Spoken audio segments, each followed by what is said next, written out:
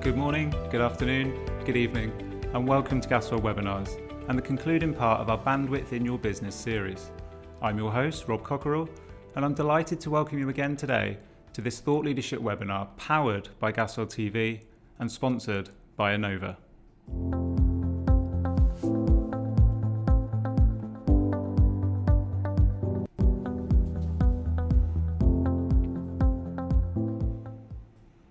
For those of you watching over the last 2 weeks, you'll know that we've covered many aspects of the business life under lockdown: crisis management, frontline oxygen demand, asset tracking and remote working, and the new business playbook. We've covered them all.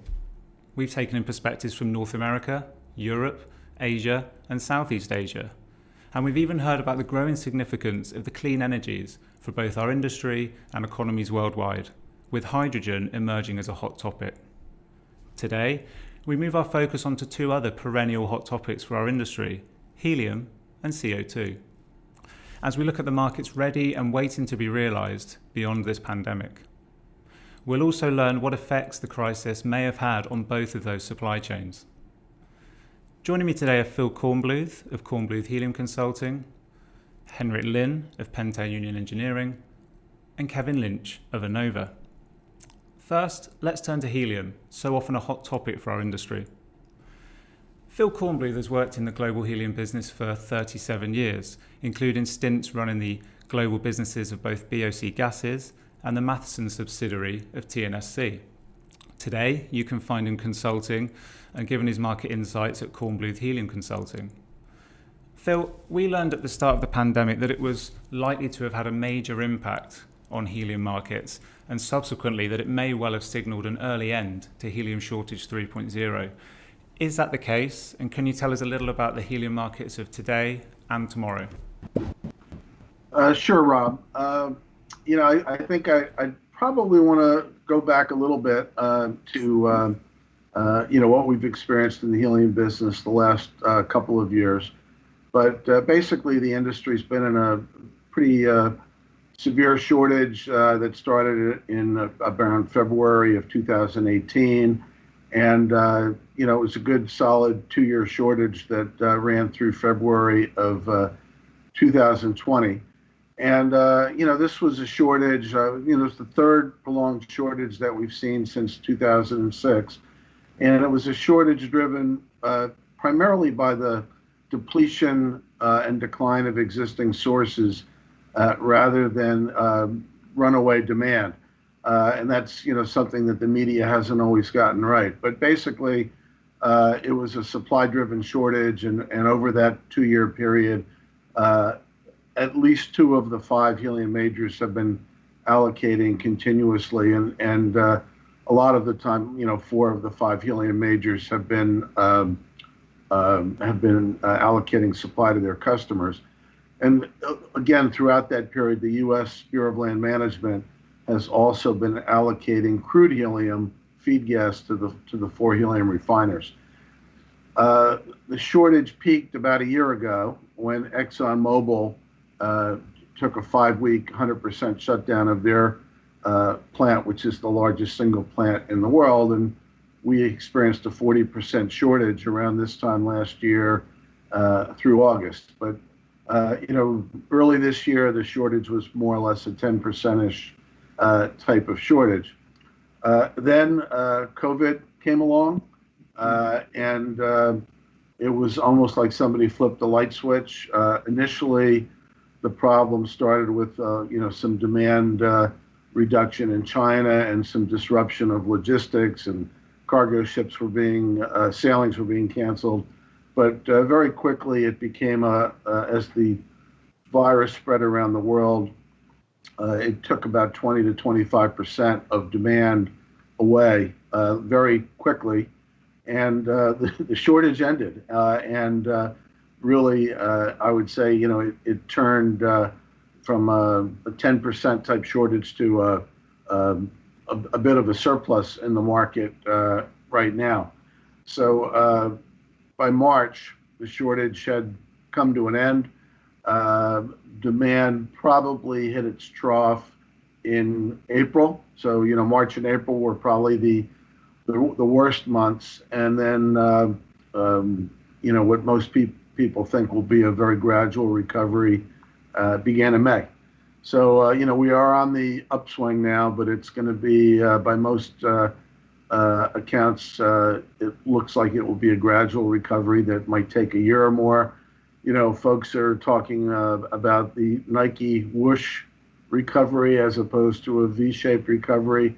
So everything I, have to say, is I'm assuming that some of the economists know what they're talking about, and that it's going to be a gradual type recovery. I guess the big question now, what people ask me about and what people want to know about is this the end of the shortage, or is it going to come back? That's something that is on a lot of people's minds. It's not impossible that the shortage would come back. I mean, if we had a V-shaped recovery, if it surprised people and the economy came back sooner than folks expected, sure, we could go back into a shortage scenario. But the likelier scenario is that we have a gradual recovery. While demand is coming back, we do have the expectation of some new supply coming into the market. There is a new plant coming on in Qatar toward the end of this year.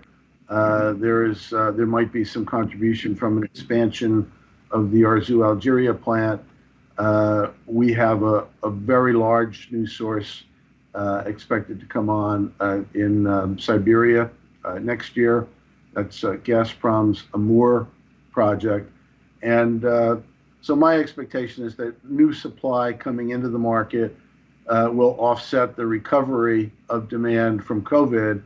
And we probably, while I think the current surplus will diminish somewhat over the next couple of quarters, I think the new supplies coming in will offset the recovery, and we probably have seen the last of the shortage for this cycle. So that's my scenario that I think is the likeliest scenario.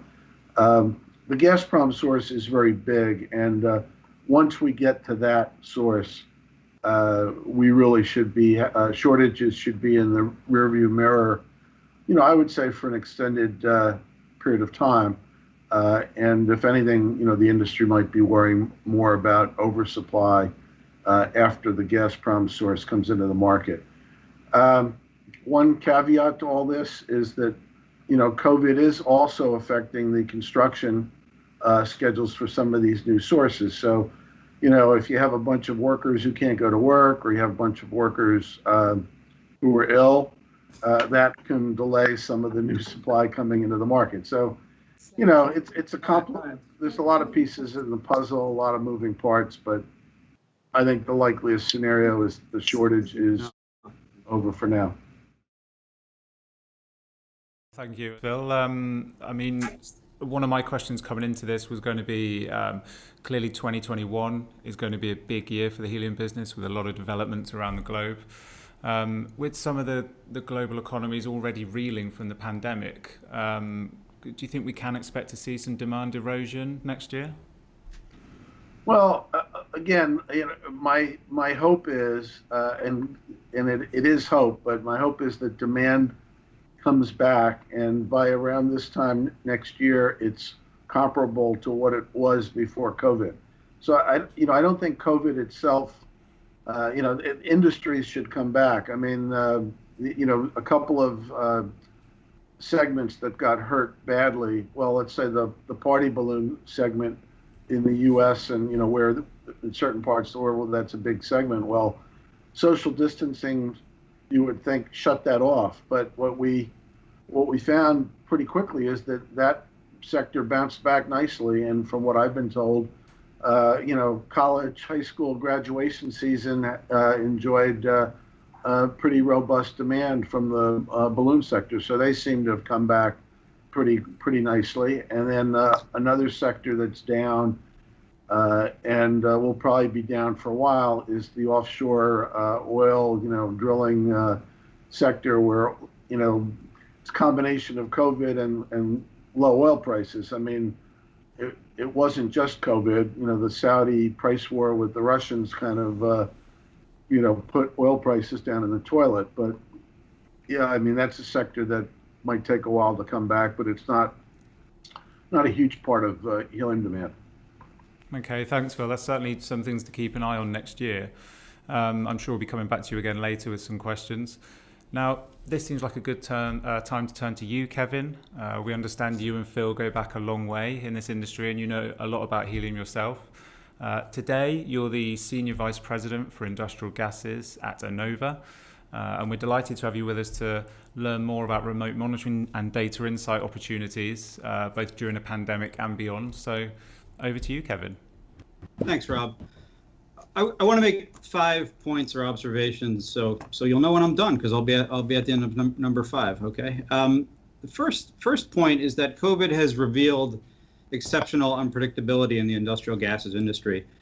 Everyone thinks about the effects on hospitals and medical oxygen, healthcare facilities being overwhelmed with COVID patients, and the industrial gases industry made extraordinary efforts to equip temporary hospitals and make sure that all of the oxygen tanks were full throughout the COVID period. And we're all very proud of what the industry did.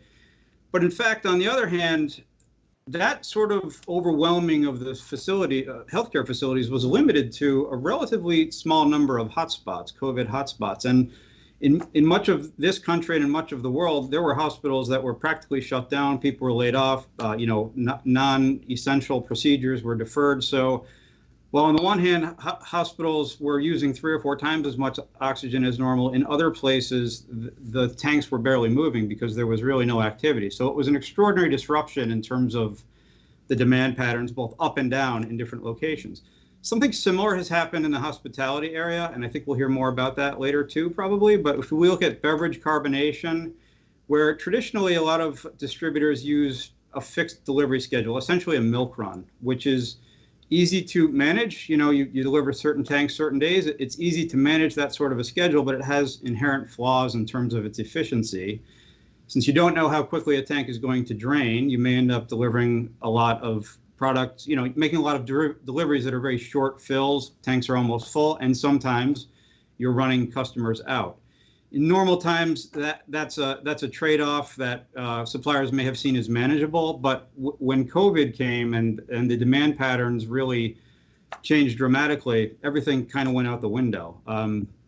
With restaurants shutting down, and then restaurants restarting again suddenly, and then restaurants shutting down again, everything that was normal about the way that people were delivering to those tanks changed. Plus, you had consumption patterns being very different because people were now working from home or not working, so they were in different locations relative to where they normally were. Everything changed.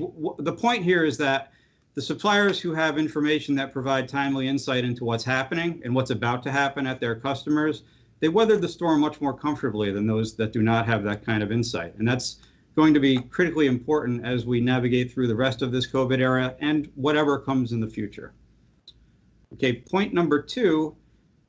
As we look forward, the definition of a remote asset has changed, and also the value of monitoring it. With so many people working from home and not knowing when, if ever, they will return to the office full time, assets that used to be on-site assets are now remote, or at least the people are remote from those on-site assets. So if you can't easily walk over and check the gauge or the physical display on an asset, then congratulations, you have a remote asset. That may be a new thing. That may be a surprise. So lots of companies are asking, well, what information do we need and where do we need to access that information? It's especially convenient if the information I need can be delivered into my hand via my mobile phone or a tablet.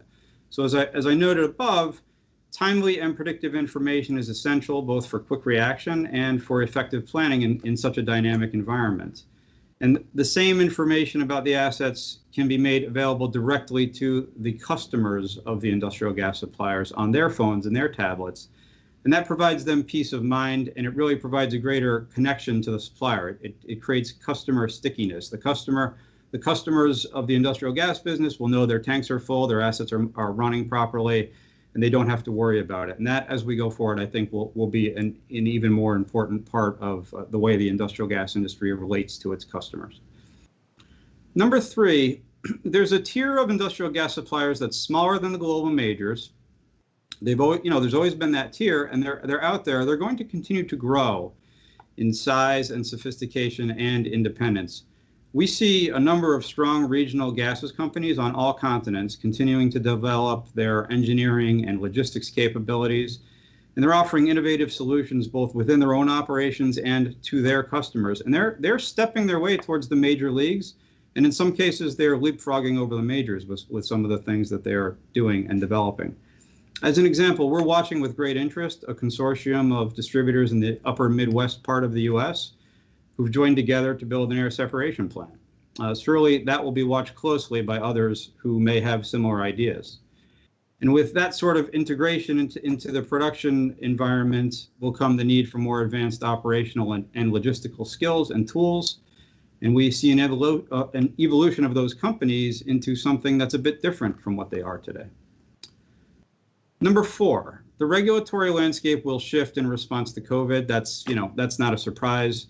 That's already in motion. Governments and regulatory agencies typically react to crises with new rules and requirements. We've already seen some ad hoc changes in rules regarding public health and safety. I would say that the existing regulations regarding the supply of medical oxygen helped to keep the hospitals in full supply. And that could potentially be a model that drives changes in guidance and regulation in other areas, other parts of the industry. No one knows what's coming, but we expect more regulations related to preparedness and employee health, and that will bring new opportunities to the gases industry as well as presenting some new challenges. And even without regulations, forward-thinking companies will incorporate lessons learned into their business continuity planning. And there was some discussion about that in last week's GasWorld forum. Number 5, there is a growing appetite for actionable business intelligence. People want ever more data about many aspects of their business, but data in and of itself is not useful. In fact, it can overwhelm you if you don't know how to filter it, if you don't know what's important, and you don't know how to gain insight from it. Even a simple question like, how often should I measure these key parameters, can be hard to answer if you don't understand the business that you're looking at. So data alone is just a stream of numbers, but data plus insight is business intelligence. And a lot of our customers are saying, okay, I have all this data on tank levels, I'm monitoring some of my other assets, I'm monitoring various operating parameters. We're not running our tanks, we're not running our customers empty, and things are running along, but what more can I do with that data? And that's where ANOVA really comes in, because we're bringing them tools to improve their distribution efficiency and reduce their costs, to get stickier with their customers, because we were born from the industrial gases industry to serve the industrial gases industry. We are natives in the industrial gases business. Thank you, Kevin. And great to have you with us today to share those insights. There's some very pertinent points there, I think, about data usage as well as the technologies available. Just while we're here, Kevin, tell us, what are the hot topic gases or applications from your side, with COVID aside? Yeah. I'll just note that we don't talk about hot gases in the cryogenics business very much, so it's kind of an interesting way to look at things. But I would say that hydrogen and LNG have been hot gases for a long time. They're promoted as a cleaner fuel alternative, but without stronger incentives or mandates from governments, the interest seems to wax and wane with oil prices generally. There's kind of a chicken and egg problem. How are you going to fuel a fleet if you don't have an infrastructure? Who's going to build an infrastructure if there's nobody to take the fuel? But the infrastructure is being built out, especially in Europe and parts of Asia, to get this in motion. And, as an example, Japan has put a lot of effort into creating a hydrogen-fueled transportation system with filling stations and public transport. And they were looking to the Olympics that were supposed to be occurring this summer as kind of the showcase for that. Of course, that's been deferred, looks like, till next year. But it is in place, and it will continue. We are seeing growing interest around the world for applications related to LNG fueling stations, LNG shipping containers, and LNG production plants. Just a week or two ago here in the U.S., there was a change in regulations that will allow LNG to be shipped via rail for the first time. So there's a lot of interest in that development from energy producers, from equipment manufacturers, and the railroad industry, of course. I think from a market perspective, liquid helium is pretty much always a hot gas, even though it's the coldest substance on Earth and possibly in the universe.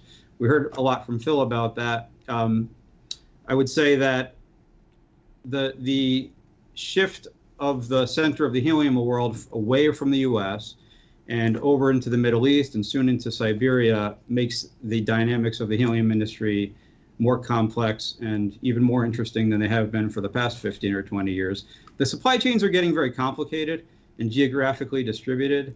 And so we have a lot of interest from helium suppliers who want to know where their very expensive ISO containers are and what's going on with their very expensive cargo inside of those containers.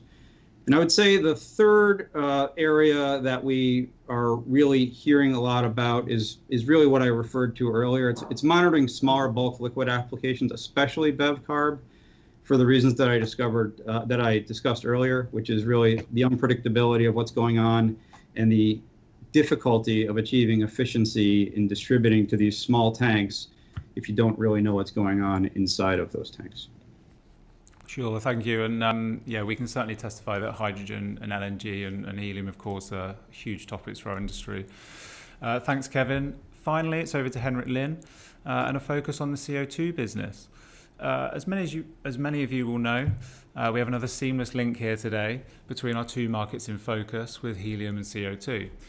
Both are markets prone to shortages, as we're all too well aware, and that's largely because both are byproducts of other processes, so they're largely at the mercy of their feedstocks. But there is change of foot in the helium business, as we've already heard, and there's a gradual shift underway in the CO2 sector as well, with supply chains evolving and an increasing concept geared towards circular economies. And that's where we pick up the baton with Henrik, Global Sales Manager for Industrial Gases at Pentair Union Engineering. Henrik, you've been in the CO2 business for a long, long time, and you're a regular speaker at our international conferences.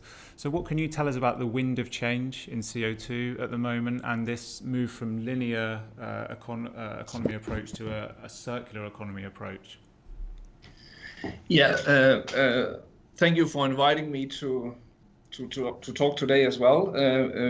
What we have seen in the past is we were facing, like the helium business, a shortage of CO2 that was going from bed to earth in the summer of 2018, where the major raw gas sources that we have available in Europe, the ammonia plants, were prolonging their shutdowns because the import of fertilizer was cheaper from other parts of the world. And with some of the larger gas companies having their supply, the feed gas supply from these plants, the market was basically panicking because there were no CO2 available on that market. On top of that, we actually also saw a growing pressure from governments asking the companies to be more sustainable. They wanted to put tax on the CO2, and they wanted to have a greener footprint of the companies. So what we have seen actually happening, measured on the projects that we currently are working on, is that many of these companies are now looking at being self-sufficient. For instance, we have an example with Tata Chemicals in the UK. They are sodium bicarbonate suppliers, and next to the plant, they are running a power plant. This power plant has a lot of CO2 in the emission on the stack gas. So what we have done together with Tata is that we have now designed a process plant that recovers the CO2 from the power plant. We purify it to food grade level, so it's usable in the sodium bicarbonate production. So they feed the liquid CO2 straight into the production. And that is a brilliant example of this new circular economy, where we in the past with the linear economy, they just took supplies from gas companies without considering the emissions they were doing on their own. Another important and interesting project that we are working on now, that is also first of its kind in the world, I believe. This is a power plant in Copenhagen, Denmark, where we are first building a pilot plant of 500 kilos an hour of liquid CO2. We are recovering CO2 again from a stack gas. It's basically an incinerator plant. We are liquefying the CO2 to food grade level again. What they want to do now with this plant is that they want to use the CO2, making a synthesis between CO2 and hydrogen, and this way they are producing methanol. The next step then will be that this methanol has to be refined further so it can be used for jet fuel or for the next door airport. So that is another brilliant example of what I believe we will see in the future with our business. So basically what we are seeing is that our customers are moving away from the typical ammonia plants, the typical bioethanol plants, because they do not any longer consider them as reliable sources. They want to turn their head against reliable sources, and these are power plants, these are refineries, where everyone knows that they are running basically 24/7. And another example is what we are doing, that's also on a refinery in Southeast Asia, where we are recovering CO2 from a steam methane reformer.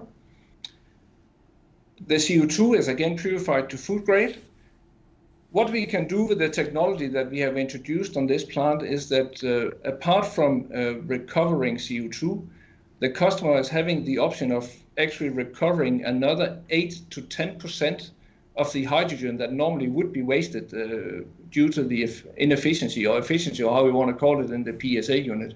But our plant will also be able to recover this, and we believe that this will be also the future that you will see on refineries, because hydrogen is becoming more and more important as a gas, also considering the fact that we have this power to X option like they do in the Copenhagen power plant. And a fourth very important business for us, where we also are running projects currently now, is in particular in Europe. We are seeing now the biogas plants are popping up everywhere. And in order to produce grid quality, they have to remove the CO2, or acid gas removal as it's also called.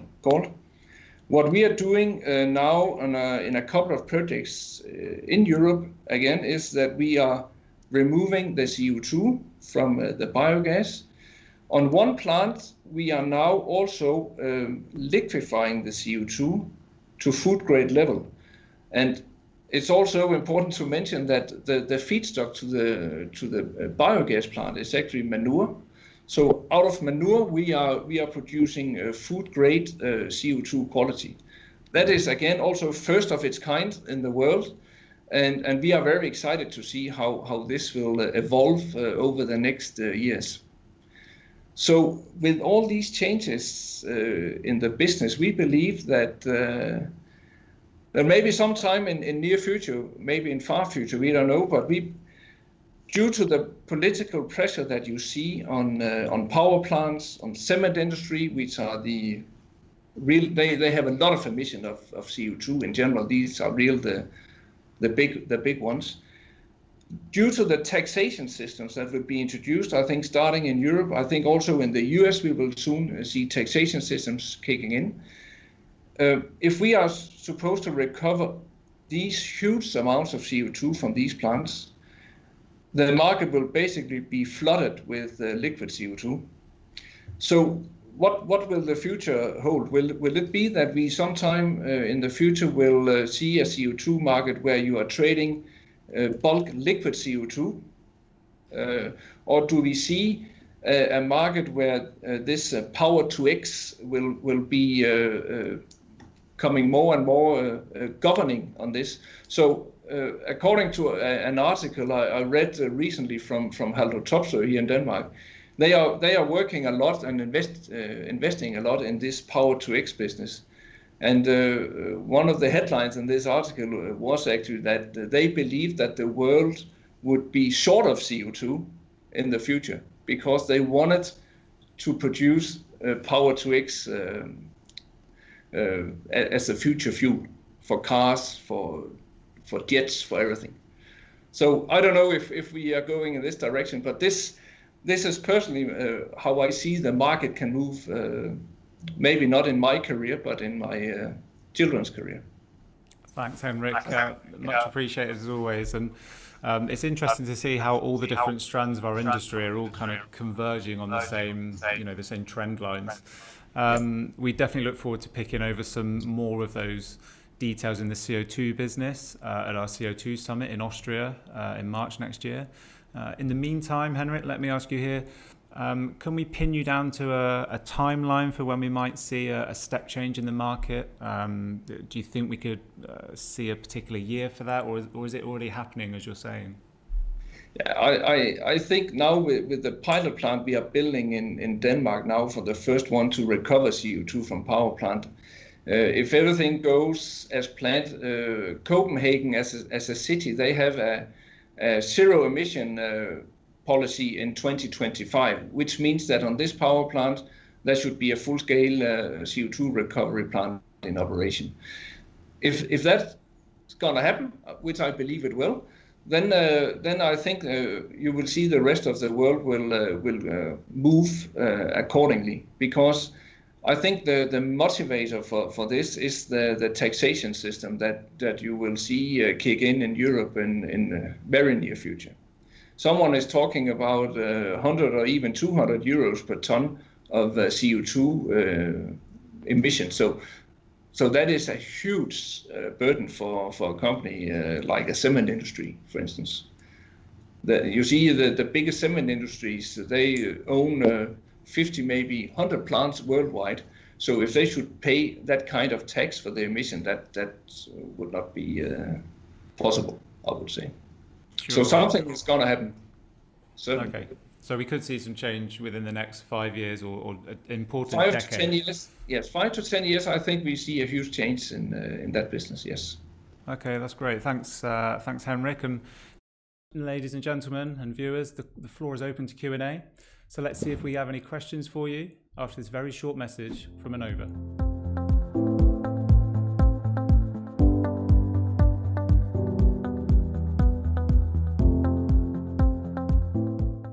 Kevin, I actually have a question for you while we're waiting for further questions. We talked a lot about different aspects of technology in the market. All of the remote monitoring and data insights discussions that you've provided and Chet has previously provided from Anova, they're based on case studies and proven examples, right? So the point is very much that these are proven and there's significant benefits to be gained for our industry right now. Oh, absolutely. Yeah. We work, we've been around 25 or 30 years in the industry, and we have some pretty deep relationships with a lot of the players in the industry, and we've done quite a few in-depth customized projects with our customers to really get deep into their information systems and integrate their information to be able to provide kind of seamless flow of information from not just their tanks, but all sorts of operating assets, and flow that through their systems and get it into the hands of people who can make sense of it. Because ultimately, that's what nobody monitors anything just for the sake of having numbers. It really comes down to, well, what are we going to do differently as a result of having this information? And we've done, we keep everything confidential, so I'm not going to name names about who we've worked with to do this, but yeah, quite a few in-depth solutions to really achieve a higher level of efficiency and productivity. Sure. Okay. Thank you, Kevin. Phil, I'm going to come back to you with a question. You've already kind of answered Art's question that we don't see too much of a delay or significant delay due to COVID next year. We see a lot of headlines in the news from all around the world about prospective helium reserves, and some of the numbers that, if we added them all together, might suggest we could be sitting pretty on a very bountiful helium market in the next few years. Are these estimates on the optimistic side? Is it better to look at proven reserves for a more realistic picture of the future capacity? Mm-hmm. Yeah, there's a new phenomenon going on, let's say over the last couple of years in the helium business, but it's kind of new for the gases business overall.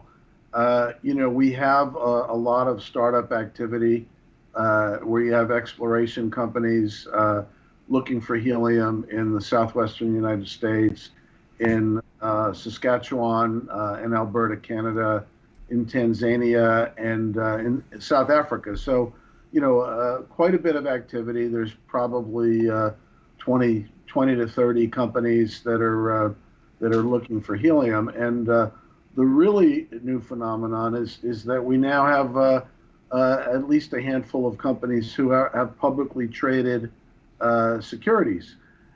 So, we do have companies who are out there trying to promote whether it's IPOs or their share price, or they're trying to raise money from investors. And, we're seeing a lot of press release activity. And I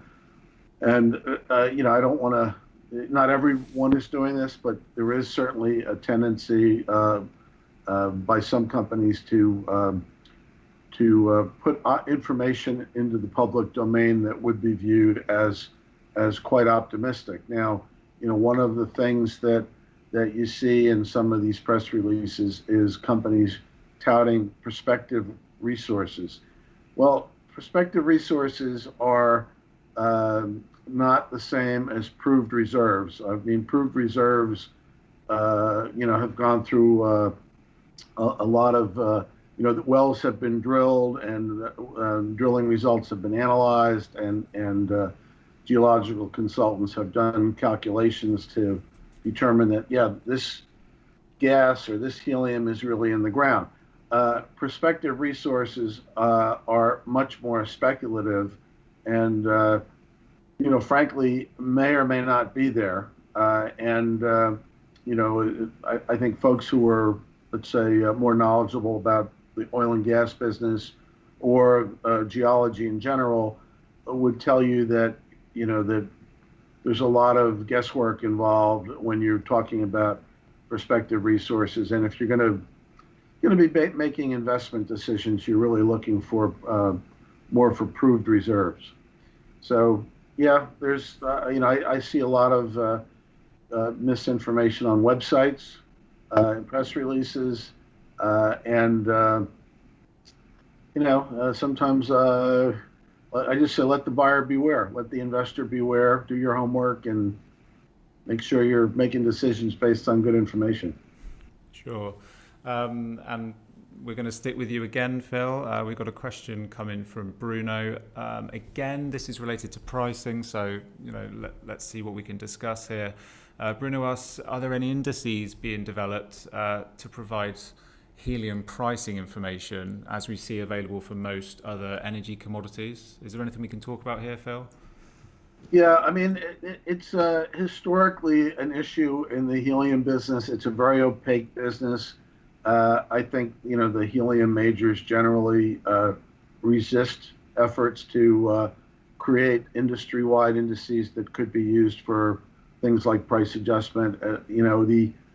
For many years, the industry relied on the Bureau of Land Management's posted price for crude helium as a contract index. That's gone away completely. That doesn't exist as an index anymore. And in general, I'd say the industry is in a little bit of a experimentation, trial and error phase to try to find new methodologies for price adjustment.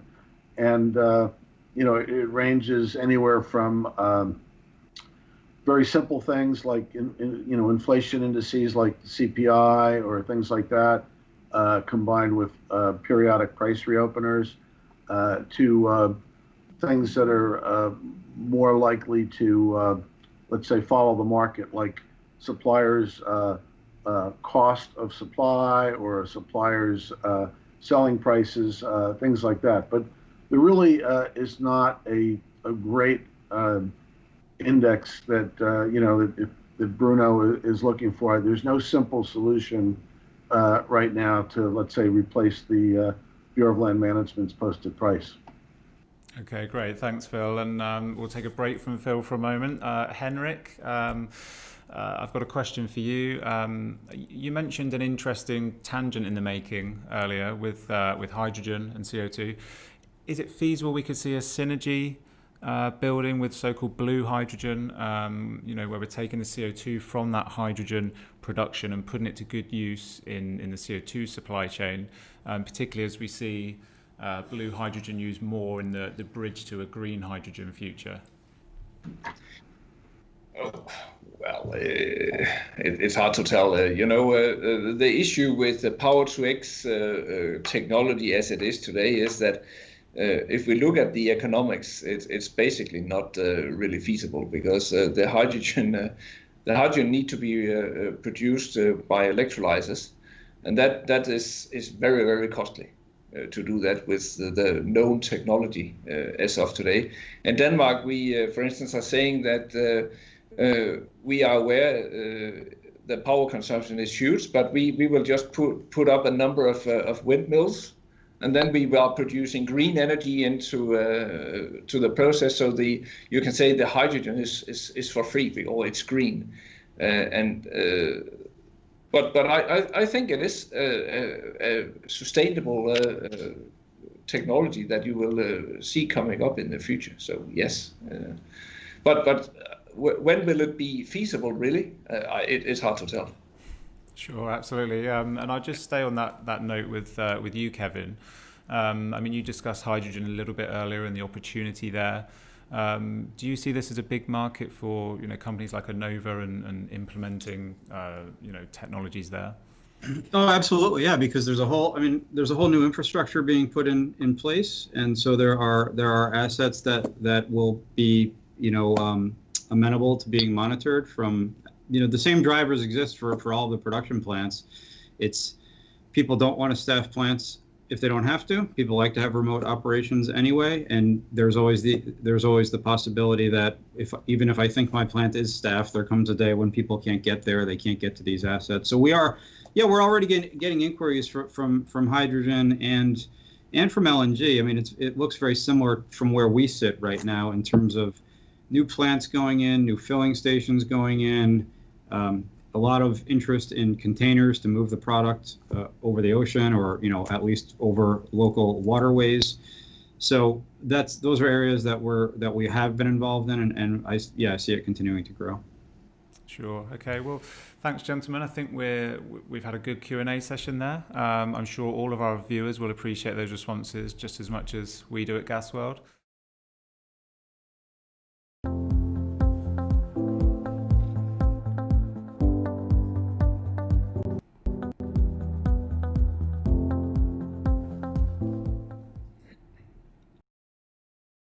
Well, that concludes our webinar today, and indeed our Bandwidth in Your Business series. We hope you've enjoyed it. We hope you'll be leaving richer in insight and confident about the new business playbook that we're all working to. I'd like to thank all of our panelists across the series, and again our guests today in the shape of Phil and Henrik and Kevin. And our special thanks go to Annova as a sponsor of this webinar series, and of course thanks to you, all of you at home and in your offices around the world, for your time and attention. All of our webinars will soon be available to view on demand online at gasworld.tv. So if you did miss any of the discussion and debate along the way, be sure to visit Gasworld TV, enter your details, and catch up with each webinar whenever that suits you. In the meantime, thanks for watching.